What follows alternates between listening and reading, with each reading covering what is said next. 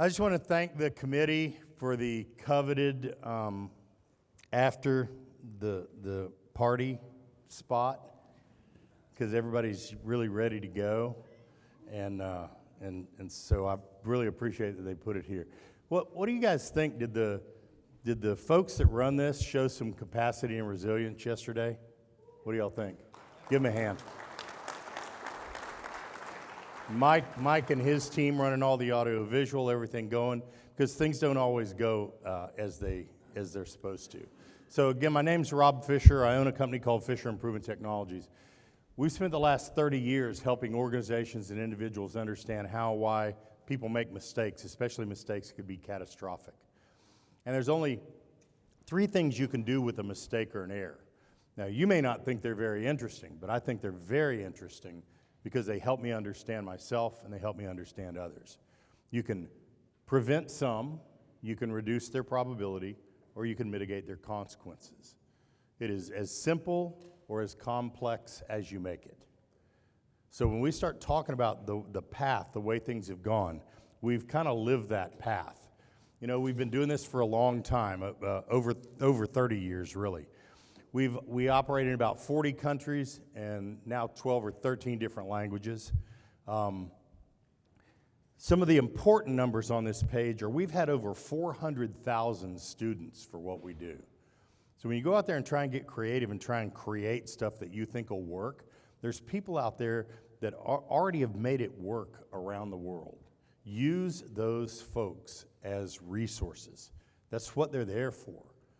But another interesting piece is we've got about 1.6 million data points on how our personality tendencies impact how we see and manage risk. How many of you think it's reasonable to believe that our personality tendencies impact how we see and manage risk?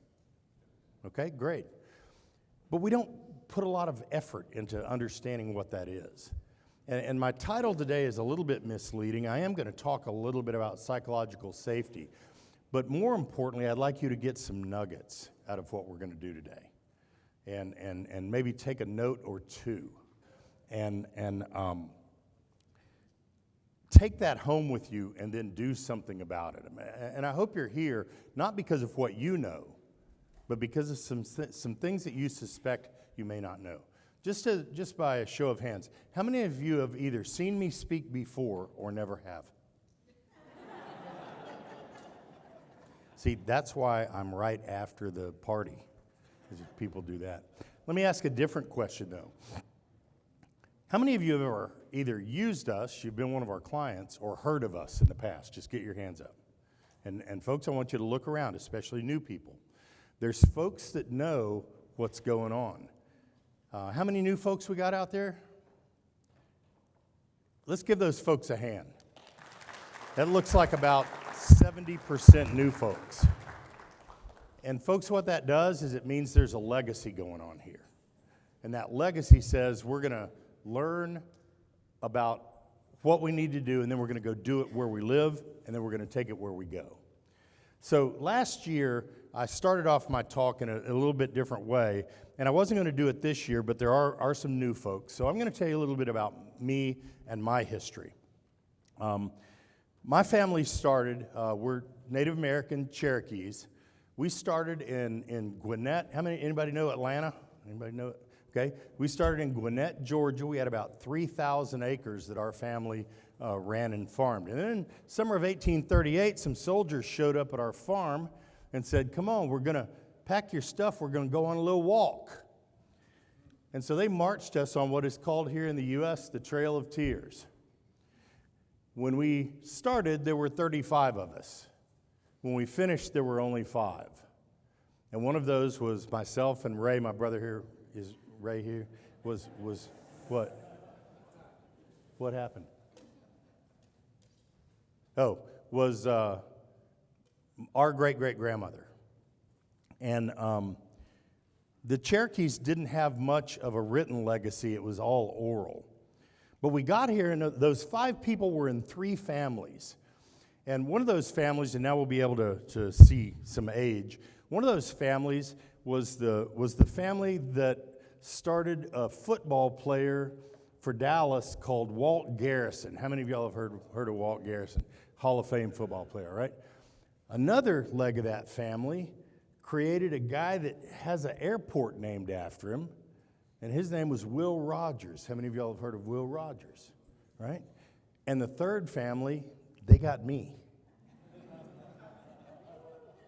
But I think it's important because I think in our family, we created some kind of entrepreneurial spirit that my dad still carries on today. He's 89, still kicking, lives in a place outside of Dallas or outside of Fort Worth now, and he's still going strong. Still has those values that he's instilled in our family. But my mother passed away when I was 18.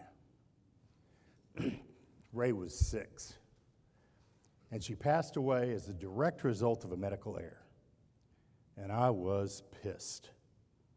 And I stayed pissed for a long, long time.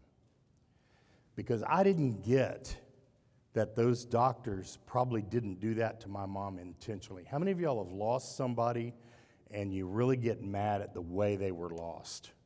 Okay? And it sticks with you. I think somewhere in my background, I wanted to understand how it was that we could lose our mom just because somebody screwed something up. Doesn't that sound a lot like the way humans think about things? How many of y'all think about things like that? So that's things that we have to overcome, but that's where I got my start. So in any journey that you have, in any journey you're on, you're going to have explorers. They're the people that are kind of out there and checking out new things. And man, you know, it's a dangerous job. They're out there trying to find things. And the explorers and even some of the pioneers. Now, the pioneers are folks that say, well, the explorer found something, and then they came back and said, hey, there's something out there. We should go figure out what that is and how we can do it. The thing about explorers and pioneers is they don't get a lot of time with their family. They're out there looking for the next thing so that somebody can come along and say, all right, look, this is a good place to settle. When you think about HOP or HPI or any of the terms that you learn, you now have settlers and then residents, people that get to benefit from the infrastructure that the settlers build. And you need to know your way along that journey. Not everybody has to be an explorer or a pioneer. You just don't have to be. There's a lot out there that can be settled, and that settling can be great. But the pioneers and the explorers, they don't do it. The settlers and the residents, they do that. So I want you to know your role, because everybody has an important role, and they all impact people. And you have the ability to impact the people where you're at every single day. Charles was right. I guess I should just get this out right now, that because Todd called me out, I'm 66. So I just turned 66. If Todd thinks that's old, well, he didn't show up to do anything about it, did he? But I want to talk a little bit about the difference between developed and demanded. So what is the difference between developing something and demanding something? Well, when we develop something, we're really told what to do. Now, a little bit more about my background. Because I'm 66, I got to tell you, I'm tired. I am. You know what I'm tired of?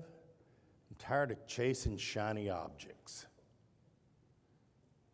Charles put up there, you know, it was HP, it was HPI, human factors, human element, HOP, psychological safety, safety culture, just culture.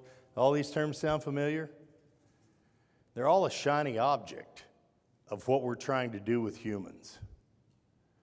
And I got to tell you, I'm tired of chasing the shiny object. I don't mind putting it on my slide so you'll pay attention, but then we need to talk about what's really behind it. What's really behind it is how we treat humans. When you think about being demanded, it's typically outcome-based. So if you look at your metrics and you look at your monitoring and all that other stuff, it's outcome-based. We tend to apply accountability to those things that we demand performance on. So now the people that love accountability can tie it directly to that element. And then a lot of times the workers are expected to do the hard stuff, but the leaders are one that's really benefit. Hell, I still remember as the human performance guru at a facility, the amount of money the managers made in bonuses off the things that we put in place that reduced the probability somebody was going to get hurt, maimed, or killed, and improve the way the plant operated. That didn't trickle down to the workers. They were doing the work, but the major benefit in life came to the managers. So we have to understand that we can shift that to understanding how to do things, to making things a process instead of just something that we demand as an outcome. In other words, we need to develop accountability instead of demand it, and I'll talk about that here in a little while.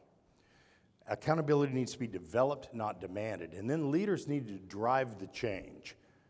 Most of y'all probably have leaders that either allow you to do HOP or support HOP or whatever it is you call it. How many of y'all have leaders that are very supportive of HOP, right? A lesser number would have leaders that are actually driving it. They expect you to drive it. They expect you to come to these things. They expect you to bring the stuff back. And then they parse through it. And I was sharing this with a group the other day. At the facility that I was at, when I was at a facility, we had about 2,500 people. Our leadership team would tell me, Rob, you know you're only 2 weeks smarter than we are. We send you off to one of these fancy conferences. We send you off to do something at another place. You come back, you give us all that information, and within 2 weeks, we're as smart as you are. So when you have something novel or unique or important that you need to tell the leadership team, they're not really going to listen because how much smarter than them are you? 2 weeks. How many of y'all are excited to get back and tell some of your leaders some of this stuff? Right? Get back, you tell them, and then you're just 2 weeks smarter than they are. They now know that, but they probably don't. So very often in the developed part, you need help to make sure that you can do that right. So there's really 5 critical areas that matter. And those areas can kind of be put together in a span that you attack all of them at the same time. Personality diversity, error reduction or mitigation or management, effective written guidance, effective learning, and then leadership engagement. Those are the 5 critical attributes. You don't handle those 5, all 5 of them, this outcome that you want of psychological safety that people talk about, or just culture, or a safety culture, it's not going to be there. Because those attributes form the core of those elements of psychological safety. In other words, you have to develop it, not demand it. You can't go out and proclaim psychological safety. So let's talk about each of the areas. First of all, personality diversity. And some of y'all have seen some of this, and I apologize for some of the overlap. But how many of y'all know somebody with a fiery personality? How about somebody that's calm and cool as water? Anybody know somebody that's really grounded or down to earth? Know some people like that? How about somebody that's squirrel? Right? So for over 3,000 years, we've known that our personality diversity is both important for the function of humans in groups and important for the way we do things, even in our organization. You go all the way back to ancient Asia, they were talking about these things. Folks, this is not a way to bucket someone. You're not being bucketed. These are a discovery of the way our personalities impact how we do things. But I will tell you this, we've learned more in the last 100 years about how that impact really works than we knew in the previous 1,000 generations. The question is, what are you doing with that? Well, don't touch that personality stuff because it's all warm and fuzzy. No, it ain't. It's hard. It's hardwired into us. And if I treat you the way you would like to be treated instead of the way I want to be treated, I have a better opportunity to interface with you in a good way. Fair enough? People think that's hard, but it's not when you have some self and some team awareness. So we several years ago, and I've told folks this, I certified in all the different personality regimens over the years because I knew our personality had something to do with our performance. And for those of you who come from some of the utility background, I started off with Myers-Briggs, and I'm an ENFP. How many of y'all did the Myers-Briggs stuff, right? There was one of me at my site. It was not the nuclear standard to be an ENFP. So I had to learn to fit in, to get along, as opposed to understanding that there were some traits about my personality that were really needed. But about 8 years ago, we came across this company called Equilibria. And Equilibria was quietly using a lot of the personality regimens kind of churned up together. So you see the doer, socializer, relator, and thinker. That goes back to the 1920s, Dr. Jung. And understanding the way the brain processes things and then having to make it simple for the people in the workforce. But those 1.6 million data points, we have confirmed information that different people with different personality tendencies get hurt differently. Toppy color red gets hurt differently from a toppy color green, predominantly. Toppy color yellow gets hurt differently than a toppy color blue, predominantly. My E-colors are yellow over blue. But that's not me, because all of mine are very, very close together. My wife, not so much. She has two that are very predominant. So each of us are different. We all have all of these personality tendencies in us, but we need to understand them so we can use them. What I've done is I've put a QR code up here and a website, and that Fit Special Premium. If you go back and you want to do this, you can print that report. It's probably 30 pages long of self-discovery. And when you go back, if you want somebody else in your group to do it so that you can have some interaction, I want you to be able to do that. So you can use that premium report. And again, I'll make all the slides available so that when you're done, if you want a PDF of this, just let us know. So we also discovered that we have strengths. Those are things that we're really good at.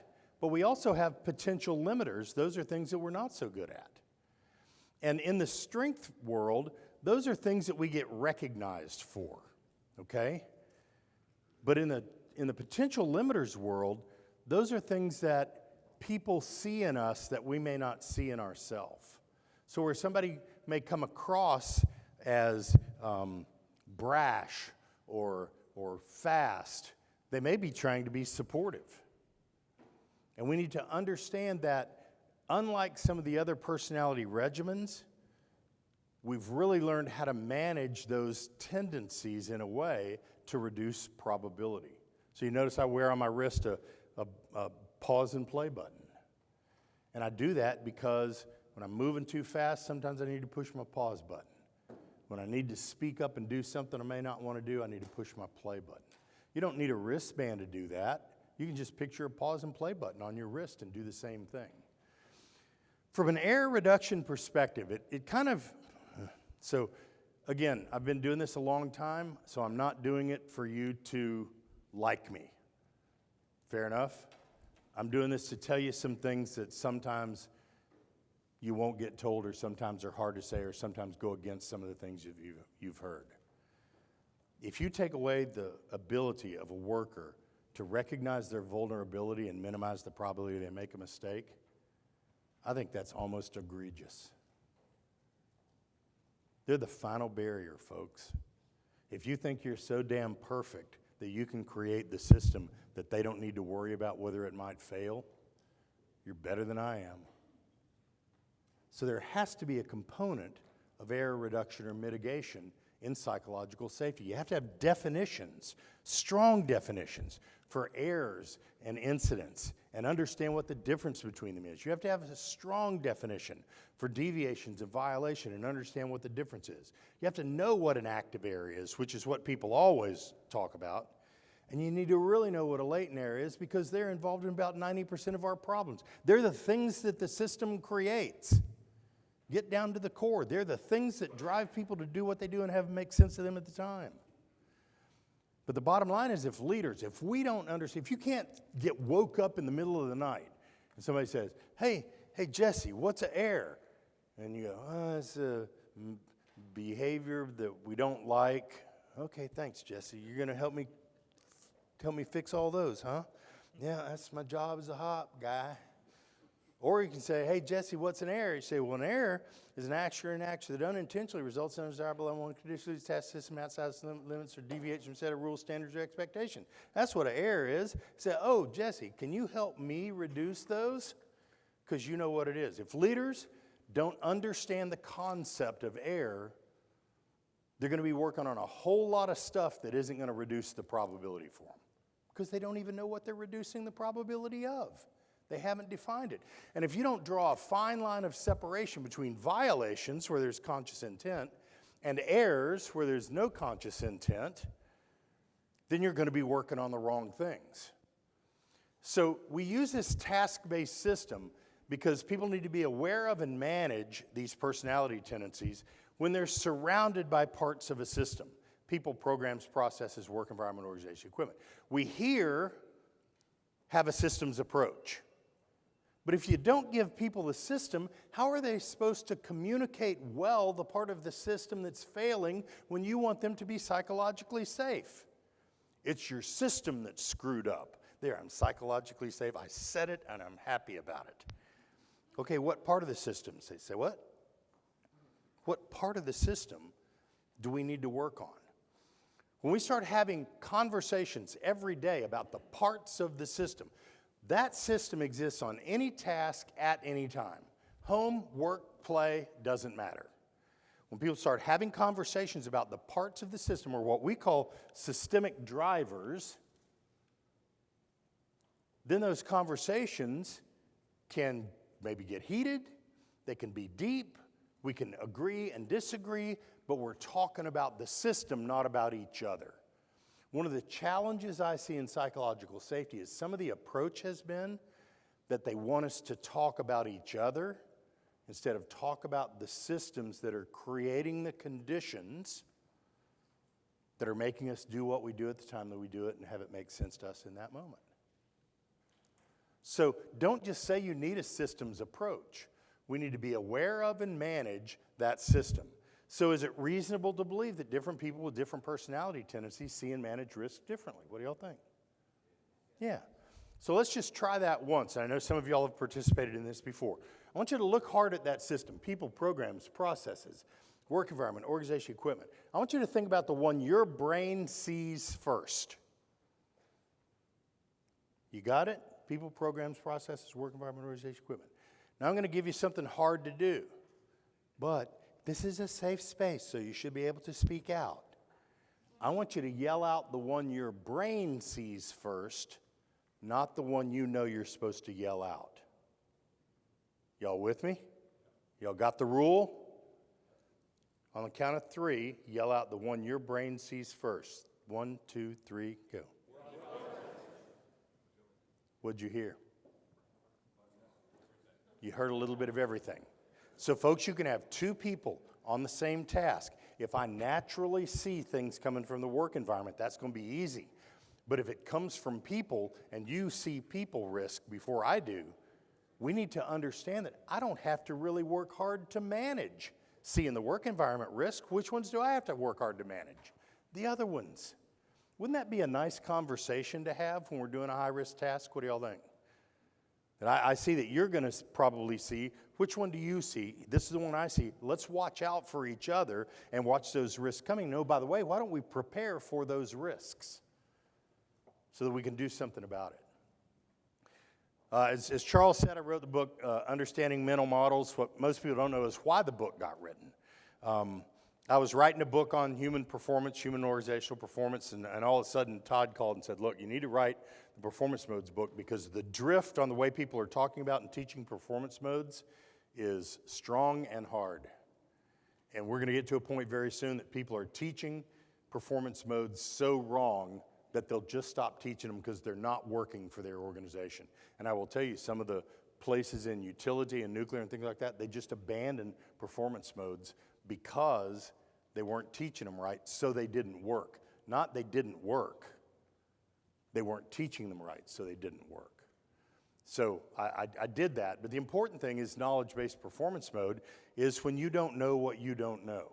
Well, let me ask you a question. We've all heard about psychological safety. If I don't know what I don't know, how the hell am I supposed to communicate it to you, even if I could?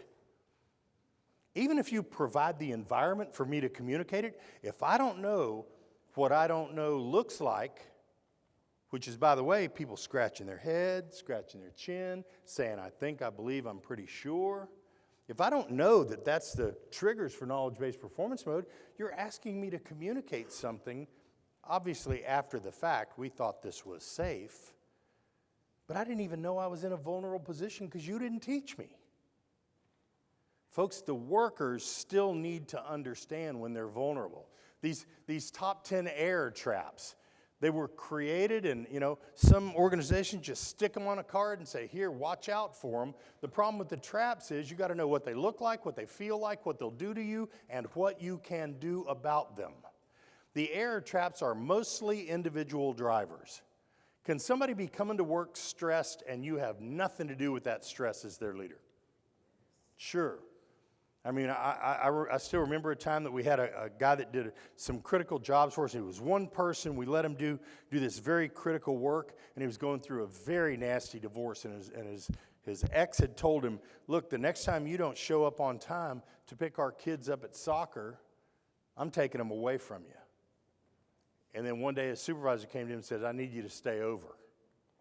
And the guy said, I can't. I got to pick my kid up at soccer. He said, I don't care what you think about that. You got to stay over. And he did. How many of you think it's reasonable to believe that he could have made a pretty serious mistake that day? How many of you think he did? Who do you think got blamed for it? He should have just paid more. He should have been more careful, been more situationally aware. Did anybody hear any systemic elements associated with that? Okay? So is it reasonable to believe that different people with different personality tendencies see, feel, and react to these traps differently? How many of y'all know people that stress out differently than you do? Maybe even in your family, right? So when you start understanding these elements, that really ties into what we now call psychological safety, because if I'm not paying attention to that, I can't get to that point where we have an environment that all of the people are able to communicate with each other in a way that we get the results that we want. So I shared with you that I may not say things that you're used to hearing recently, especially recently. So I've decided to put a couple of conflict alerts in here just to let you know what was coming. So if you don't want to hear it, you can just shut off. And if you do want to hear it, you can go, You got some folks out there now that saying, well, workers don't really need tools. What are you going to give them instead? That's my question. People that say workers don't need human error reduction tools, the thing that could reduce probability, the thing that could move you from knowledge-based to rule-based performance mode, the thing that can reduce error rates. People that say they don't need that have never used them well. And they haven't given them well either.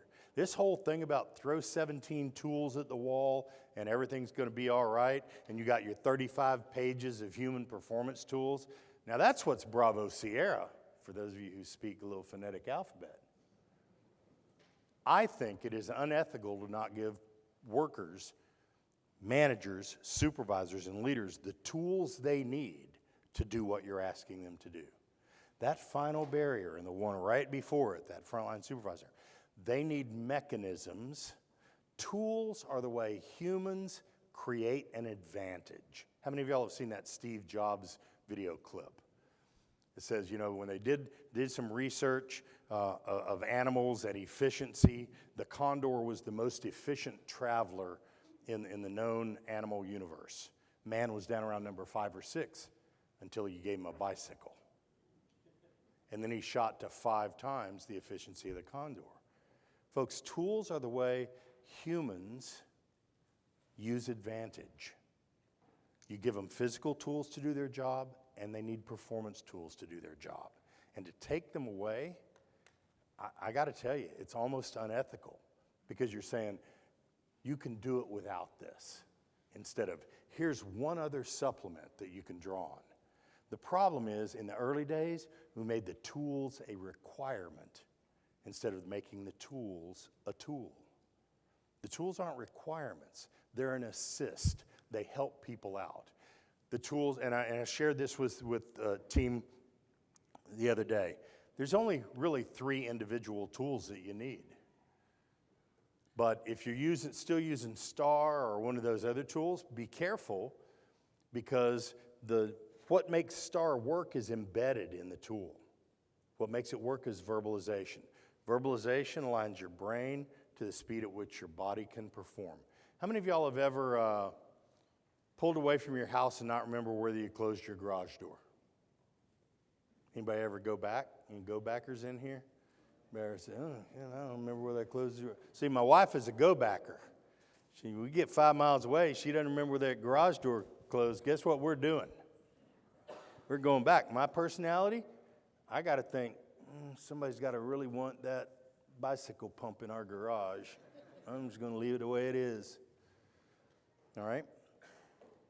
But watch this. I'm closing the garage door, push the button, the garage door is closed. That files that action in what I call the completed actions file in your brain. Guess what you won't have to do? You won't have to go back. What performance mode or what system do we close that garage door in? We do it in system 1, unconscious thought. When you make that conscious, verbalization slows your mind down to the speed at which your body can perform. It's magical when you teach people to verbalize. And they'll start to do it. But here's the key. Y'all have high performers in your organization, and you know who they are. And some of y'all are in this room, and every damn one of them talks to themselves. Right? And we kind of tease about it, but they're out there saying, when we ran across a nurse that says, how have you done so well for all these years? And I was watching her. I was actually in the hospital. I was watching her, and she was verbalizing everything that she did. And in that verbalization, what other trap now is covered if you're verbalizing? Distractions. If I'm verbalizing, where does my brain have to be?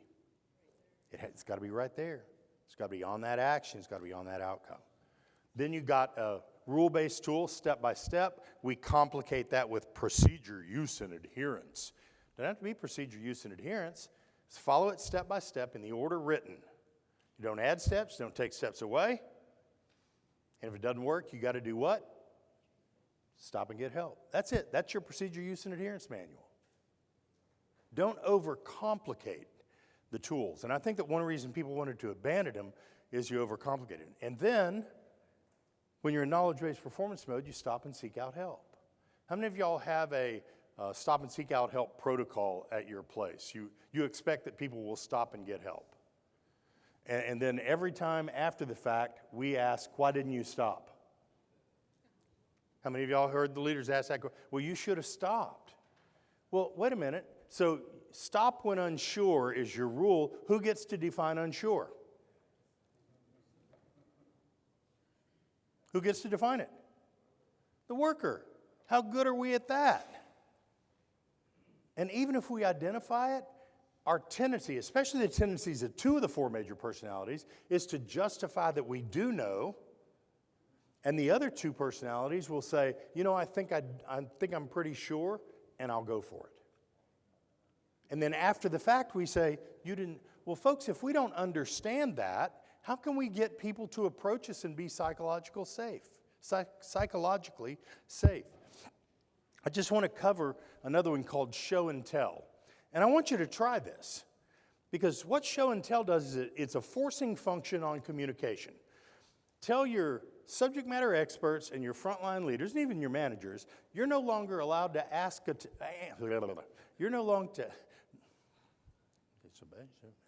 you are no longer allowed to answer a technical question off the top of your head. When you answer a technical question, you have to show them where you're getting the answer from when you're answering the question. What do you think that does to the communication? What behavior does that model? This is the interactive part. I don't know if you guys knew that or not. It forces them to go look for the answer, fair enough, instead of doing what? Answer it off the top of their head when they may be in knowledge-based performance mode, where the error rate is 1 in 2. Does it sound like by doing these things, we're starting to develop the attributes that support the creation of psychological safety? Y'all tell me, because I can stop at any time. Does it sound like we're doing that? Creating that. The next one is effective written guidance. We need to understand that there's probably 20 known error traps or drivers that we write into procedures. My question a lot of time to senior leaders is, how many of those do you think your writers know? And some of the times they say, oh, I don't know, 1 or 2, 2 or 3. Well, these are pretty predominant. But if we don't understand that we write things in that don't make procedures work, we'll just have people telling us, well, maybe we should just get rid of procedures. Is conflict alert number 2, we still need good, well-written, correct, and usable procedures. I'm sorry. I'm saying the thing out loud that people aren't supposed to say. What I'd like you to do is, if you in your organization don't have any processes that meet requirements that need to be complied with to keep your license or to keep your, just get up and walk out now. Go ahead, you don't need this, because we don't have anything that we have to comply with. No, go on. No, I mean it. Go. It's a real invitation. Go. Why aren't people leaving? Folks, procedures aren't about compliance. We turned it into procedural compliance. We went the wrong way, folks. How many of y'all have, and I know you're going to raise your hand like this, life-saving rules, rules to love by or leave by, whatever you call them, cardinal rules. It's okay. You can raise your hand like, oh, we abandoned those things. We took those things right out because they're bad. Did you go to the people that died as a result of not doing those things and tell their families, yeah, that didn't work, we're going to try something else? Did you do that? Folks, it's the way we managed those life-saving rules. That's your bailiwick, not the fact that we needed rules to help keep people safe. If you want to call them life-preserving controls, I think that's a better term for it. But I don't care what you call it. If you've got zero harm in your organization, we're never going to come in and go, that's BS, you can't do that. Zero's a bad thing. Tell the people that weren't zero that. And find a way to do the right things to get as close to that as you can get, even if it may be impossible. Fair enough? I can be on a journey that doesn't have a finite end to it and still be doing really good. And I'll tell a story about that near the end here. Next one is effective learning. So we've got learning teams and incident analysis and all of those elements that are in. And one of the things that's come along that is super, and you talk to the two Brents, Brent Sutton and Robbo and Georgina and a whole bunch of these folks, Jeff, about the 4Ds. And when I got exposed to the 4Ds, it made a lot of sense to me, and then I started thinking it out. Now, if you're not familiar with the 4Ds are dumb, different, difficult, and dangerous. But what they really are is an opportunity for a leader to engage without implying that they know more about the work than the worker does. So the 4Ds can be used as a discovery mechanism, especially before something bad happens. Here it is, Charles. Especially before something bad happens. But one of the things that I have a little twist on is that from a personality tendency perspective, you ought to do them in a certain order. And people can go out and ask, tell me something we asked, what on this task we asked you to do that's really dumb? And we can have some fun with that, fair enough? You really want to know what's dumb? Yeah, I really want to know. What are we asking you to do that's dumb? Let's have that discussion. That gets the juices flowing a little bit. It opens people up. The next thing we're going to ask people to do is, what are we asking you to do that's different than we either should ask you to do or than we tell you that we're going to ask you to do? What's different? And then it opens up a little bit more. So, well, now, let's get to some of the hard stuff. What are we asking you to do that's hard? That's difficult, either mentally or physically difficult. And you can look up in some of the stuff on mental and physical difficulty. And then you ask, what are we asking you to do that's dangerous? And what you've done is you've kind of opened up that communication floodgate so that by the time you get around to asking them about the one that really you want the information on, you've already got a lot of communication going. How many of you realize that that's establishing the pattern that results in psychological safety? Because now we can have those conversations. So as we're trying to learn, we want to use those 4 Ds as a great way. But after something happens, you got a bunch of leaders that say, why did they do that? How many of y'all leaders that ask that question, why? Okay? So we just institute a quick rule that says you can't ask why in the first 48 hours. So you have to go out and say, tell me, explain to me, describe to me, and show me. Tell me, explain to me, describe to me, and show me. Somebody asked a question of somebody the other day about how you reformulate the questions depending on what level of leadership. That was a very good question. I have my own answer to that, and that is you change the back end of the question, but you don't change the front end. Tell me how we got here. Explain to me the conditions under which it happened. Describe to me the other scenarios that are like this. Show me where this occurred and what we can do differently.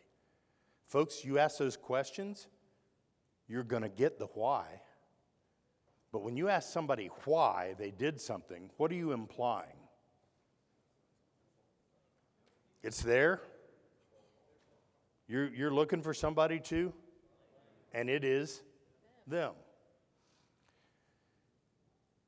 It's easy to say, and Todd spent a little bit of time on this, we look at blame a little bit differently. And the way we've been teaching this to senior leaders, there's been some light bulb moments. And I want you to think about this. What if blame isn't a cultural problem? How many of y'all have heard blame culture before? Heard that term?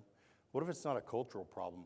What if it's an individual characteristic of humans that happens to also be why James Reason wrote the book Human Error? We look up here, all these books. In the first one of these, we had one. Remember that, Jack? We had Human Error. That was the only book up here because there's the only book on it. The human ego says it can't be me, so it must be you. But if I just push my pause button and I say, what's your name, please? Dave? And if I just push my pause button, when I'm ready to blame Dave, and I say, Dave, tell me, explain to me, describe to me, show me. I'm not blaming Dave, and I get past that sentinel moment where I as an individual would blame. And folks, I've seen in a week organizations completely change the information that leaders get.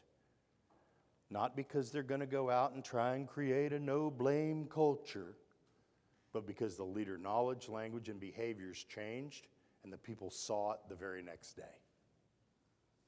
This isn't a big ship. It doesn't take years to turn. And a little bit more of my history, which has kind of come full circle for me here. I started my career at a dock right across this river. My very first submarine assignment was right over there about 300 yards from us. And so now to be back here like this, it's actually a little bit humbling to be back here in a room full of folks like this. And then the last one is leader engagement. Now, as many of you know, we use the GEAR model. The GEAR model says we start with leader knowledge, leader language, and leader behaviors. But what we really want is the workers to do something, and in order to do that, we need to get the workforce engaged by the leaders. You have to give the leaders the method for engagement to get the better outcomes. Leader engagement drives all improvement, period. Leader engagement. I'm not talking about observation. I could give a rip whether your leaders ever go out and do another observation ever. But if they go out and they start having conversations on, what are we asking you to do that's dumb or different or difficult or dangerous? Tell me a little bit about what we're doing. Explain to me how this works. Show me where this hasn't worked in the past, or show me why this does work. That engagement belt is just the right tension to now get the output that you want from the organization in the worker knowledge, language, and behaviors. We also use something called the Essential Leadership Cycle.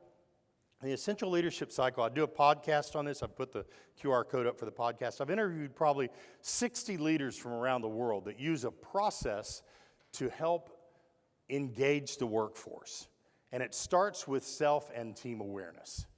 And then it goes to shared vision and values, and then clear roles and processes. And what that does is it starts to develop trust instead of demanding it. Did you know 2 of the 4 major personality types believe that I should be able to ask you to trust me, and you should trust me until I prove otherwise? And 2 of the 4 major personality types think if you do that, you're hiding something. And I'm not going to trust you as far as I can throw you. And watch this. Everybody in this room knows which block they're in. Fair enough? Problem is, I don't know which one you're in. So I have to develop trust, not demand it. You see where accountability is. Diversity and inclusion, we look at diversity as a condition. This is a very diverse group, but it's not inclusive because I didn't really include you in this conversation. You have to be inclusive in the way that you gather the information. You need all 4 personality types or tendencies represented even if they're not there. Accountability, again, needs to be developed, not demanded. In a lot of organizations, they say, self and team awareness, going to hold you accountable. Shared vision and values, going to hold you accountable. Clear roles and processes, say it with me. But this, again, this is our experience. We've deployed this over 400 times. In organizations that are already really good, resilient, highly reliable, and probably a third of our client base are companies that are there and want to stay there or get better. You never hear them talk about accountability. Now, does that mean accountability doesn't exist in those organizations? What do you think? No, I'm accountable to you, you're accountable to me, we're accountable to the system. We've got all of this approach, but we don't have to talk about it. In organizations that struggle with accountability, they talk about it all the time. And only you know which one you're in. But you can shift that by learning how to develop it instead of demanding it. In other words, you work on the driving elements when you see problems in the results and conditions. And you can also use what we call values-based engagements. They're mostly big picture. They talk about why people are doing things. Because the more you engage, the more you uncover the cultural and values and norms differences that actually drive the problems that the organization has. So conflict alert number 3, I wanted to get to this. Leaders don't need to be watching work to improve performance. They don't. You got plenty of people watching work. You got plenty of people out there that can catch or not catch people doing the right and the wrong things. They need to be out there engaging. Leader observations, they just don't provide a lot of value in an organization. And I would challenge you to go back and look at the 13 or 14,000 data points that you've taken from your observation and tell me one great thing that you learned from that. So using the deviation analysis model, that gives you a process that you can use to actually ensure that the communications happen, that draw in all of those elements that are needed. And that deviation analysis model, we have a whole system on that, but in the deviation analysis model, it has different components that need to be used, and then it goes all the way back to say, I can't have a conversation about your performance if I don't understand whether it was an error, violation, deviation, active error, latent error, incident. I can't have those conversations. I can't have them openly or otherwise. And I can't involve HR until I already know what all the stuff is that gets there. So you work on these 3 blocks of that. And I'm not going to spend a lot of time on deviation analysis. In fact, I forgot that I put those in there. But psychological safety needs to be developed, not demanded. Psychological safety is this outcome, but did you also notice that if you do that, you're going to have a just culture? If you do that, you're going to have an engaged workforce. All of those elements. So if you look at the Fearless organization, they provide several criteria, and there's a lot of theories behind psychological safety. But again, we can develop those by the processes that we use. But you can't just empower your people to stop work. You have to enable them. You have to give them the tools to stop work. You have to give them the tools to start work safe too. It works on both ends. And that response matters piece, it was funny, Todd had a slide that said leader reaction matters, and then the later slide said leader response matters. Which would you rather have, a leader reaction or a leader response? Something that's instantaneous or something that's thought out? How many of you think it requires different tools for an individual to respond differently based on their personality tendencies? All right?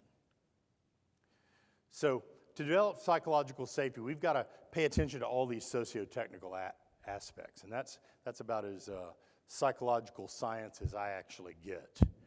But you don't hear people bitching about the fluffy stuff anymore. So when you're integrating, you need to follow a path that says we've got to educate people, we've got to teach people differently. Then we've got to integrate the concepts into the day-to-day workflow. And then we've got to create the capability for that to be how we do business.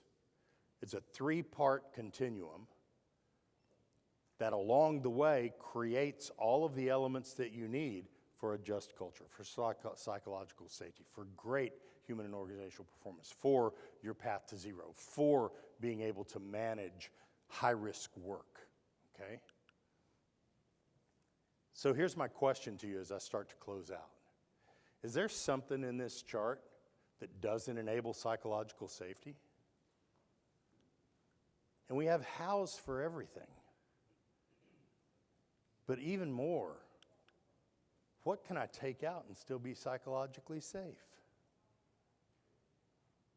And folks, I just don't know, and I've been doing this for a long time.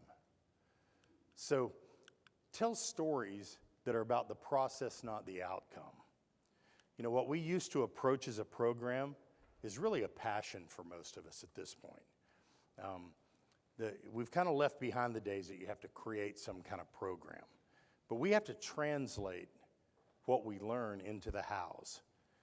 And that translation's already been done. Most of the hows are already known. For those of you who are new, find somebody that's been around for a while and pull them off in a corner and have a discussion. Don't try to be an explorer or a pioneer. If you're new, discover what's already been learned. And then understand that learning hasn't occurred until our behaviors change. As an organization, as individuals, that is practical application. That is making sure that we apply these elements to create psychological safety, just culture, excellent human and organizational performance.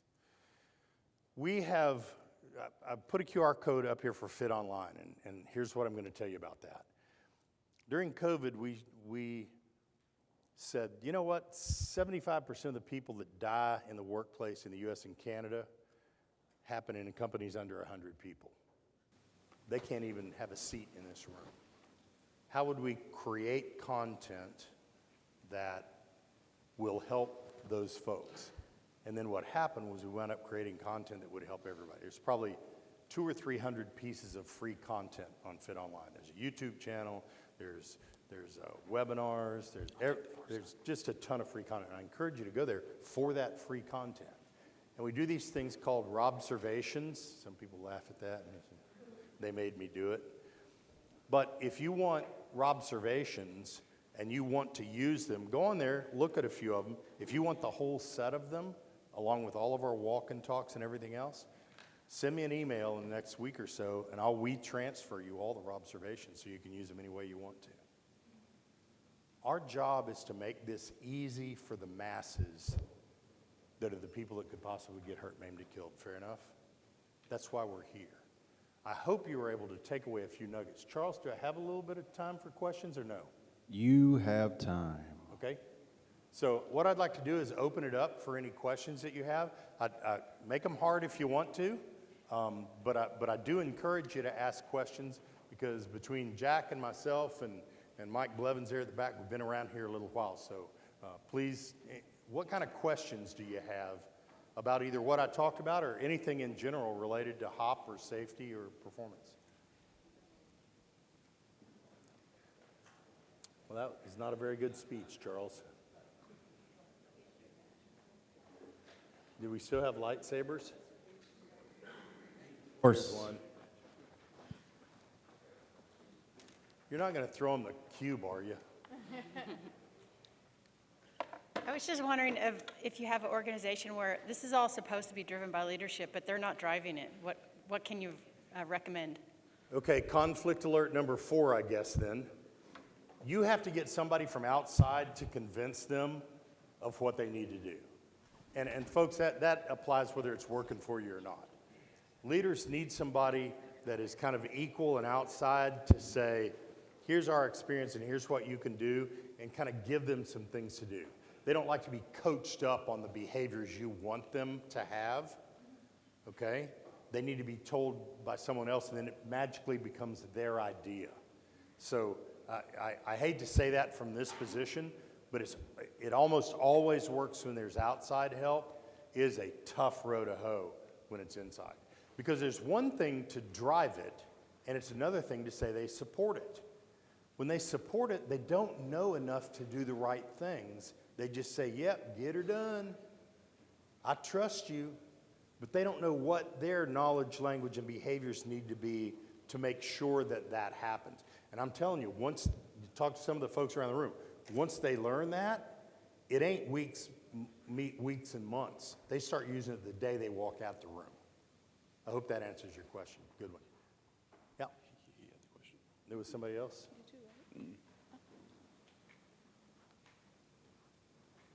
did I do with it? Talk. Testing, 1, 2, 3. Oh, that's loud. Wow. Okay. Hey, here's my question. So how would you encourage us to go about that conversation? You know, we have management going out on leadership audits, and you were saying that, man, that's not that beneficial for them to go out, to go to Gemba and look around. And how would you have that conversation with them? That's going to be a pretty delicate conversation because we've been doing it for a while. Yeah, and it may be, but let's go back through history about why we stuck them out there in the first place. You know, you go back 20, 25 years, we said, well, let's send the leaders out to do leader observations. What were we really wanting them to do? Get out of their office, go into the field, and talk to people. Well, we already had this observation program, so we just included, hey, supervisors, we want you doing 10 a month. Managers, we want you doing 2 a month. Then we looked and said, hey, the managers are out there. Why are they only out there the last 3 days of the month?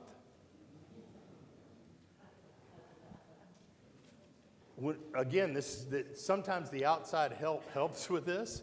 When you tell them, here's what you need to go out there for, and here's what you need to do, as opposed to watching work. Did y'all know that over 50%, I don't know the exact number, but over 50% of your managers don't like to go out and do observations because they don't like how it feels to go watch people work. Did y'all know that?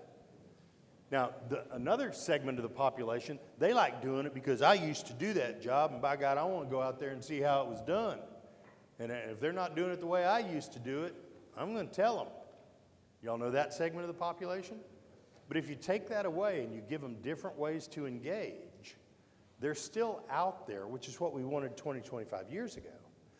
But they're not out there trying to be Bill Belichick. For crying out loud, this whole thing, don't get me started about trying to create great coaches out of people that don't have the chops to be great coaches. How many of y'all have tried that, right? I'm not saying people can't go out and coach, but it's more of a conversation. It's more of a learning of, I'm going to give you a phrase, and then I want you to write it down, and I want you to really think about it. You need to treat everything that you're walking away with with the next logical step in your performance journey. We're not doing anything different. What we want the leaders to drive instead of support. Our next logical step is this. What we want leaders to engage in a certain different way, well, that's just our next logical step. This is the first day we learned to spell hop. Well, this is our next logical step in our performance journey. Everybody knows we need to take a next step, fair enough? Figure out what your next logical step is and treat it that way. Not we're going to do change, not we used to do this and now we're going to do that. Learning teams is our next logical step in our performance journey. Does that make sense to everybody? So that piece of the way we talk about that, the language we use is very, very important.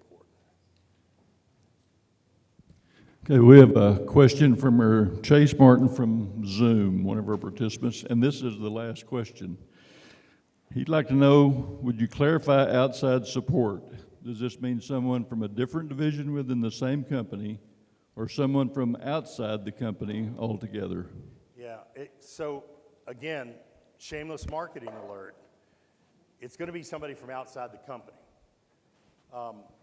A lot of your companies are still siloed even though you don't think you are. You've got a part of the company that may be doing this very, very well and another part that isn't doing it so well. The part that isn't doing it so well ain't going to listen to the part that is. You can talk a little bit about Tim Richards, you in here somewhere? Is that fair enough, Tim? So that doesn't say anything bad about your company. That's just the way organizations are. But you need somebody to come in with a consistent message across the board and then some things that those folks can do. And then we will actually ask, or somebody from outside will ask them to do those things and show that they're doing them. And that's hard to do inside or across. So you got some big organizations in here that have tried to do things that way. And there has been some limited success with that, but it is usually a heavy hitter from outside that gains the respect. Not that they respect bringing them in, that gains the respect through the interaction with them. All you got to do is get them to listen to folks like me. You get them to listen and let us take the ball. You could spend years trying to get the parts of your organization to do it. I hope that answers the question. And folks, listen, again, this is my 29th year of doing this, actually 28th. I had to miss one of them, and I am humbled by the group that comes here every year. I hope you'll interact with us. I hope you'll use the time. I would like to get to know each of you, myself and Ray, and on behalf of the folks that come here. We come here partly for you, but also to sharpen our swords. You sharpen our swords as much as we sharpen yours. And Charles, I just thank you again for the opportunity to speak to this group. And please interact with us over the next week. Thank you very much.